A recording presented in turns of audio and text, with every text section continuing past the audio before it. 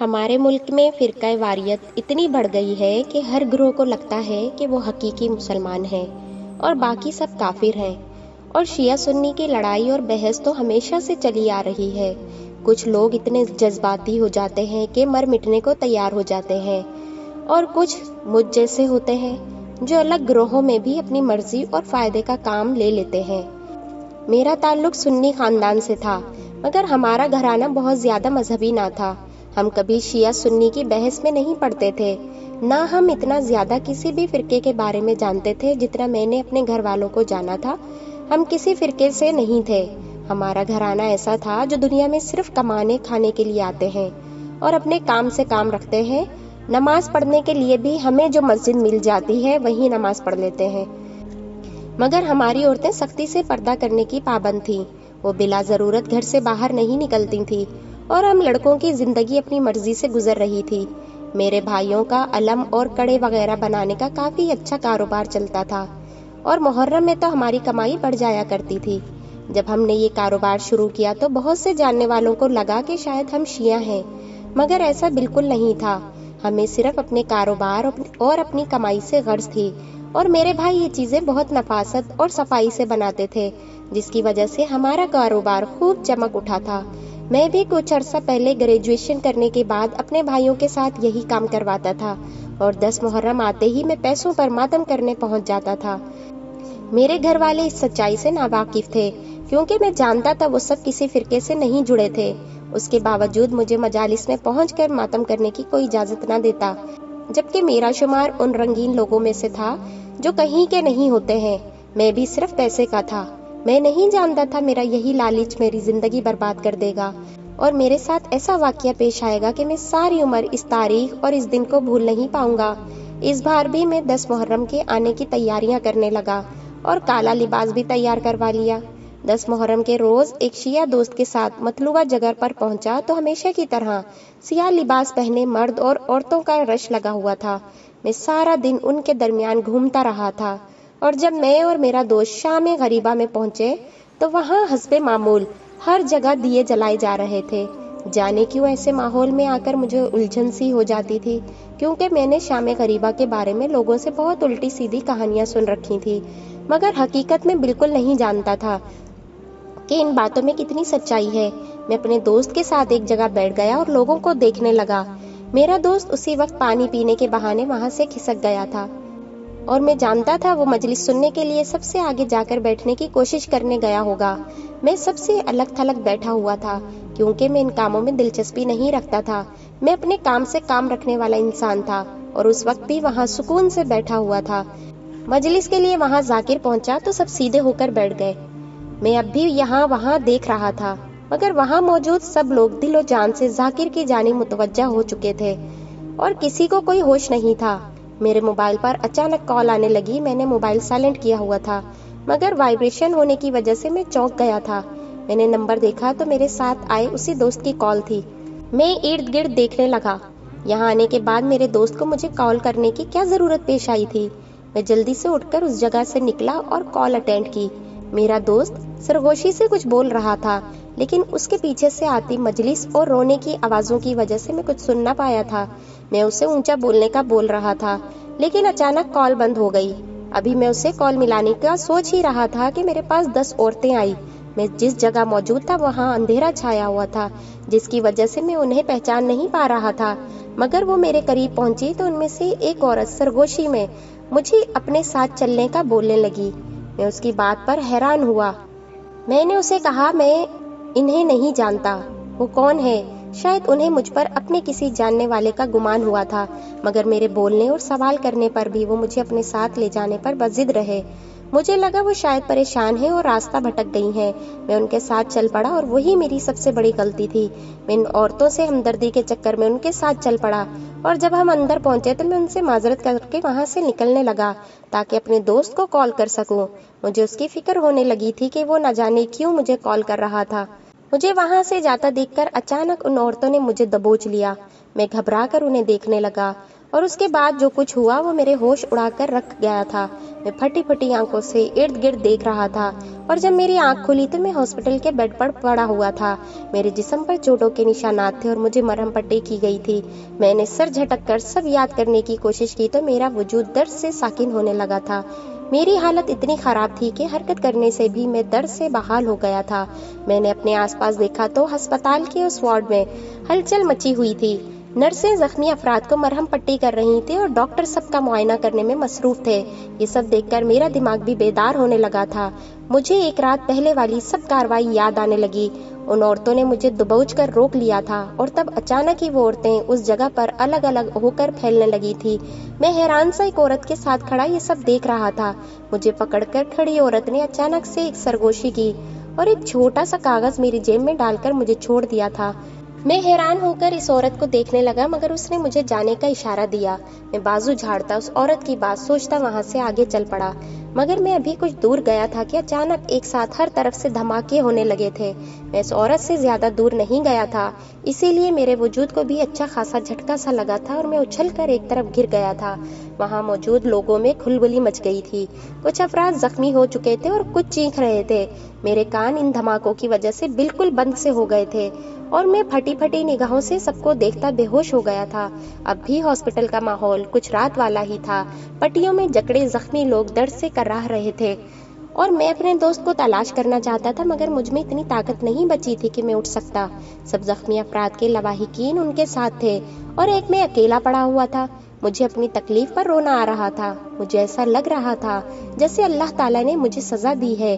میرے گھر والے شاید میرا انتظار کر رہے ہوں گے مگر وہ نہیں جانتے تھے کہ میں کہاں گیا ہوا ہوں۔ میں خاموشی سے اپنی جگہ پڑا رہا۔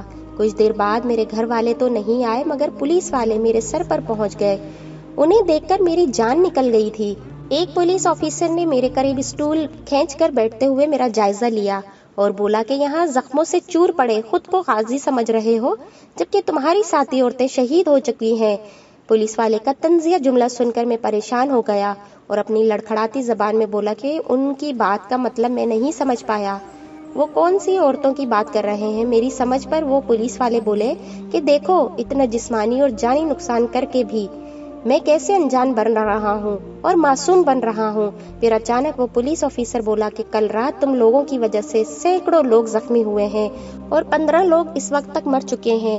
میں واقعی اس بات سے بے خبر تھا۔ میں نے اطراف میں نظریں دوڑا کر روتے ہوئے لوگوں کو دیکھا اور دکھ سے آنکھیں مینچ لیں۔ میری خاموشی پر وہ پولیس والا بولا کہ اگر بولنے کے قابل ہو تو سچ سچ بتا دو، تم کس تنظیم کا حصہ ہو اور تمہیں بھیجنے والا بندہ کون ہے؟ میں نے آنکھیں کھول کر اس آفیسر کو دیکھا۔ میں درد سے بے حال تھا اور میرے لیے بولنا بھی محال ہو رہا تھا۔ اس پر ایسے شک بھرے سوالات مجھے گھبراہٹ میں مبتلا کر رہے تھے۔ میری حالت پر وہ پولیس آفیسر بولا کہ کوئی بات نہیں، ہم کچھ دن انتظار کر لیتے ہیں، مگر یاد رکھنا تم پر اب پولیس کی نظر رہے گی۔ اتنے نقصان کے بعد ہم مجرم تک ضرور پہنچیں گے اور تم ہمیں اصل لوگوں تک پہنچاؤ گے کیونکہ تم اس تنظیم کا حصہ ہو اور اس بات سے جتنا بھی مکرنے کی کوشش کرو گے ہم تم سے سچ اگلوا لیں گے۔ وہ لوگ مجھے وارن کر کے جا رہے تھے اور میں نے تھک کر آنکھیں بند کر لیں۔ ان کی باتوں سے مجھے پتا چلا کہ پولیس والوں کو کسی نے خودکش بم دھماکے کی پہلے ہی اطلاع پہنچا دی تھی اور وہ اس مجلس میں پہنچ کر تیزی سے مجرم تلاش کرنے کی کوشش کر رہے تھے تاکہ اس خودکش حملے کو روک سکیں۔ اس تلاش کے دوران ان کی نظر مجھ پر پڑی تھی۔ میں جو دلچسپی لیے بغیر خاموشی سے یہاں وہاں گھوم رہا تھا، پولیس والوں کو میرا کردار بھی مشکوک لگنے لگا۔ مگر اس سے پہلے کہ وہ لوگ مجھ تک پہنچتے مجھے دوست کی کال آ گئی اور میں اٹھ کر ایک طرف ہو گیا۔ میرا دوست بھی یقیناً پولیس کی تلاش سے واقف ہو چکا تھا، اسی لیے وہ مجھے وہاں سے چلے جانے کا بول رہا تھا کیونکہ میں سنی تھا اور شیعوں کی مجلس میں سنی کا ہونا مشکوک بنا دیتا ہے۔ اس کے بعد وہ عورتیں مجھے اپنے ساتھ اندر لے گئی تھیں۔ انہیں اندر جانے کے لیے میرا سہارا چاہیے تھا۔ مجھے اسی محفل کا حصہ بنا دیکھ کر انہیں لگا کہ میں شیعہ لڑکا ہوں، اسی لیے وہ میرے بہانے اندر جانا چاہتی تھی، ورنہ یقیناً انہیں روک دیا جاتا۔ اس کے بعد ان عورتوں نے تیزی سے پھیل کر اپنا کام کر دیا تھا۔ اس دھماکے کے بعد جب پولیس نے میری کھوج کی تو میرے بارے میں انہیں میری ذاتی معلومات بھی مل گئی تھی، جن کے مطابق میں ایک سنی گھرانے سے تعلق رکھتا تھا اور پیسوں پر ماتم کرنے چلا آتا تھا۔ پیسوں پر ایک سنی کا ماتم کرنا اور اس کا لالچ پولیس پر کھل چکا تھا۔ پھر میرا اس جگہ سے اٹھ کر الگ ہونا، فون پر بات کرنے کے ساتھ عورتوں کو لے کر اندر جانا، یہ سب ظاہر کرنے لگا کہ میں نے پہلے سارا جائزہ لیا، اور جب لوگ جمع ہو کر ارد گرد سے غافل ہوئے تو میں نے ان عورتوں کے ساتھ مل کر یہ کام کیا تھا۔ پولیس والوں نے مجھے بتایا کہ وہ بم بہت چھوٹے سے تھے، جس کی وجہ سے صرف وہی خودکش حملہ اور آس پاس والوں کا نقصان ہوا تھا۔ پولیس نے مجھے پہلے ہی باور کروا دیا تھا کہ میں ہی ان کا مطلوبہ فرد ہوں اور مجھ سے ہی وہ لوگ اصل گینگ تک پہنچیں گے۔ میرے سر پر شدید پریشانی سوار ہو چکی تھی۔ جسم کی تکلیف تو میں جیسے تیسے برداشت کر رہا تھا، مگر خود پر لگا الزام کیسے برداشت کرتا؟ اور میں جانتا تھا اس نامعلوم سچ تک پہنچنے کے لیے مجھ پر ہر ممکن تشدد کیا جائے گا۔ وہ عورتیں خود تو مر چکی تھی مگر مجھے بہت بڑی مصیبت میں پھنسا گئی تھی۔ مجھے اپنے دوست کی فکر ہونے لگی، ایک وہی تھا جو میری گواہی دے سکتا تھا، حالانکہ ایک عام سے لڑکے کی گواہی کا پولیس پر کوئی اثر نہیں ہونے والا تھا۔ مسلسل مرہم پٹی اور دواؤں سے میری حالت کچھ بہتر ہوئی تو میں اپنے گھر والوں سے رابطہ کرنے کی کوشش کرنے لگا۔ باہر پولیس والے مسلسل موجود تھے تاکہ میں کہیں بھاگ نہ سکوں، اور جیسے ہی میں کچھ بہتر ہو جاؤں وہ مجھے جیل لے جائیں۔ میں جتنا وقت ہاسپٹل میں رہا پولیس والے میرے سر پر ایک عذاب کی طرح مسلط رہے تھے، اور پولیس آفیسر میرے پاس آ کر مجھ سے سوالات کرنے لگتے اور مجھے یقین دلاتے کہ میں اگر سچ بتا دوں گا تو وہ لوگ مجھے چھوڑ دیں گے۔ میں بالکل خاموش رہا۔ میں جانتا تھا کہ ان کی بات ماننے کا مطلب خود کو مجرم ثابت کرنا ہے، اور میرے انکار سے ان پر کوئی فائدہ نہیں ہونے والا تھا۔ وہ لوگ مجھے ہر حال میں مجرم مان چکے تھے۔ میری خاموشی پر پولیس والے چلے گئے اور میں اس عورت کی بات یاد کرنے کی کوشش کرنے لگا۔ مجھے اچانک سے یاد آیا اس عورت نے مجھے سرگوشی میں کہا تھا، تم نے آج ہماری جو مدد کی ہے اس کا اجر اللہ تعالیٰ کے پاس بہت بڑا ہے۔ تب مجھے اس بات کا مطلب سمجھ نہیں آیا تھا، مگر اب میں سوچ رہا تھا کہ وہ عورت مجھ سے دراصل کس مدد کی بات کر رہی تھی۔ میں نہیں جانتا تھا کہ واقعی مجھے اجر ملنے والا تھا یا نہیں، مگر میری نظر میں یہ سب بالکل اللہ کو پسند نہیں ہو سکتا تھا۔ میں شیعہ سنی کی اس لڑائی میں کئی دفعہ سنی افراد کو مرتا ہوا دیکھ چکا تھا اور کئی دفعہ شیعہ افراد کو بھی مرتا دیکھ رہا تھا۔ اس جنگ میں ایک دوسرے کا نقصان کر کے دونوں طرف کے لوگ اسی غرور میں مبتلا تھے کہ وہ اصل دین سے جڑے ہوئے ہیں اور وہی اللہ کے قریب ہیں، جبکہ سچ تو یہ تھا کہ اللہ کا دین اس لڑائی اور فرقوں کی اجازت ہرگز نہیں دیتا تھا، اور نہ ہی اپنے جیسے کلمہ گو مسلمان بھائیوں کو بے دردی سے مارنے کا حکم دیتا ہے۔ میں بہت اداس تھا، اپنی جگہ پڑا ہوا تھا کہ مجھے اپنی جیب میں رکھی جانے والی پرچی کا خیال آیا۔ میں نے اپنے کٹے پھٹے لباس کی جیب میں ہاتھ ڈالا تو وہ کاغذ ابھی بھی وہیں موجود تھا۔ میں نے وہ کاغذ نکال کر اسے کھولا تو اس میں لکھی تحریر نے مجھے گمسم کر دیا تھا۔ میں ساکت سا اس کاغذ پر لکھے الفاظ پڑھ رہا تھا۔ اس کاغذ پر میری بے گناہی کا ثبوت تھا، مگر مجھے امید نہیں تھی کہ پولیس مجھ پر یقین کرے گی۔ پھر بھی میں نے اگلی بار پولیس آفیسر کے آنے پر ان سے بات کی اور ان سے کہا میں مجرم نہیں ہوں، اور اس بات کا ثبوت بھی میرے پاس ہے۔ میری بات پر پولیس والا تنزیہ نظروں سے مجھے دیکھتا رہا۔ میری ہمت جواب دینے لگی، مگر میں خود کو اس عذاب سے بچانا چاہتا تھا۔ میں نے وہ کاغذ پولیس والے کی طرف بڑھایا تھا۔ وہ کاغذ دیکھ کر پولیس والا سیدھا ہوا اور جلدی سے کاغذ کھول کر اس میں لکھی تحریر پڑھنے لگا۔ میں امید بھری نظروں سے پولیس والے کو دیکھ رہا تھا کہ شاید وہ کاغذ پڑھنے کے بعد مجھے بے گناہ مان لے، مگر وہ پولیس والا وہ سب پڑھ کر بولا، ماننا پڑے گا، تم جیسے چالاک آدمی کا دماغ بہت تیزی سے چلتا ہے۔ پہلے ہی اپنے آپ کو معصوم ثابت کرنے کے لیے کہانی تیار کر کے آئے ہو، مگر ہم پاگل بالکل نہیں ہیں۔ وہ کاغذ مجھ پر پھینکتا ہوا وہ پولیس والا چلا گیا تھا۔ میں پولیس والے کی بات پر ہمت ہار گیا تھا۔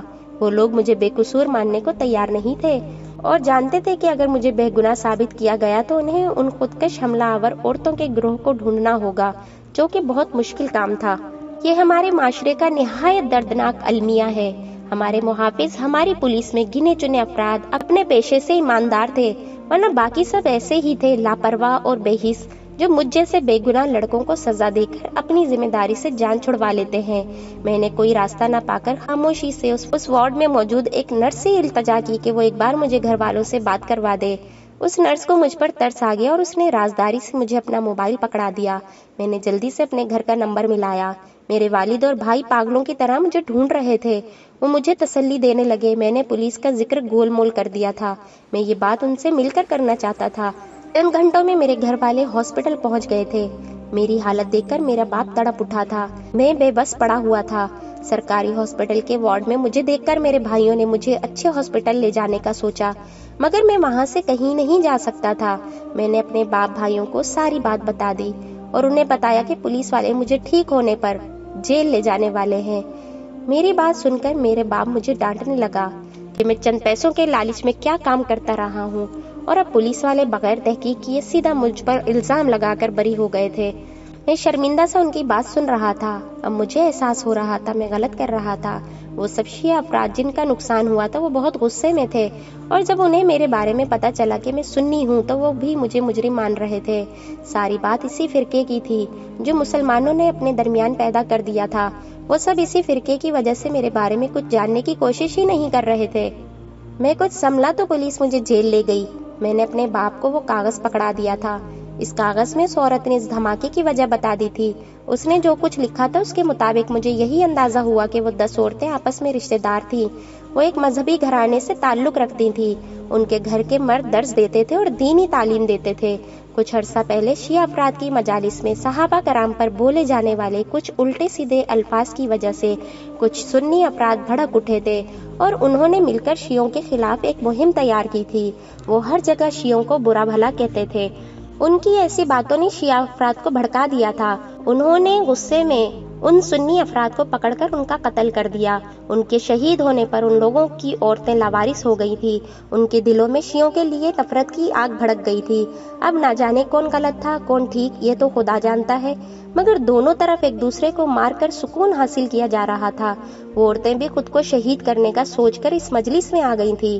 اس عورت نے مختصر الفاظ بھی مجھے اپنی روداد لکھ کر معذرت کی تھی اور کہا تھا کہ میں اسے معاف کر دوں۔ اس تحریر سے اندازہ ہو رہا تھا کہ وہ پہلے سے منصوبہ بنا کر آئی تھی کہ کسی شیعہ کی مدد سے اندر داخل ہوگی۔ وہ نہیں جانتی تھی کہ انہوں نے ایک سنی لڑکے کو پھنسا دیا تھا، مگر یہ اس عورت کا احسان تھا کہ وہ مجھے سچائی بتا گئی تھی، اور وہی سچائی میرے حق میں بہتر ثابت ہوئی تھی۔ اب میں جیل پہنچ چکا تھا۔ پیچھے میرے والد نے بہترین وکیل چن لیا۔ اس وکیل نے کچھ ہی عرصہ پہلے شہید ہونے والے مذہبی افراد کی معلومات نکال کر ان کے گھروں تک رسائی حاصل کی اور ثبوت اکٹھے کر کے ایک فائل تیار کر لی۔